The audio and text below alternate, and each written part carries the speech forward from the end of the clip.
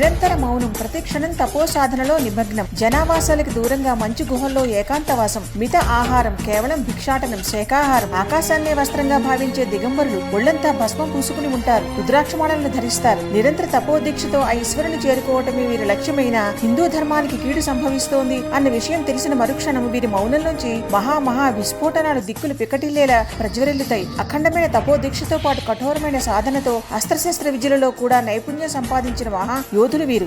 తమని తామే జయించిన ఈ అపార యోధులకు బయట శత్రువుని జయించడం పెద్ద కష్టమైన పనేమీ కాదు. ఒకప్పుడు కాశీపట్టణం మీద దండయాత్ర చేసిన ఔరంగజేబు సైన్యాన్ని ఖండాలుగా వధించి మట్టు పెట్టారట. మరోసారి అక్బర్ కాలంలో హిందూ ధర్మంపై దాడులు జరుగుతున్నప్పుడు శాంతి స్థాపన కోసం ఈ ఆధ్యాత్మిక సైన్య గురువులు అక్బర్ ని సంప్రదించినప్పుడు అక్బర్ వారి ప్రతిపాదనని నిరాకరించాడట. అప్పుడు ఈ వీరులు చేసిన అరివీర భయంకర యుద్ధానికి తర్వాత కొన్ని శతాబ్దాల పాటు అన్యమతస్థులు హిందువుల వైపు కన్నెత్తి చూడటానికే భయపడేవారట. వీరు లక్షల సంఖ్యలో కుంభమేళానికి తరలి వస్తారు. వీరి ప్రయాణం అంతా సూక్ష్మ శరీరాల్లో కొనసాగిస్తారు. కుంభమేళాలో వీరంతా చేసే మొదటి స్నానం ఆ జలాలని పవిత్రం పరిశుద్ధం చేస్తాయట. వీరే జగద్గురు శంకరాచార్యుల వారి ఆధ్వర్యంలో రూపుదిద్దుకున్న నాగసాధువులు.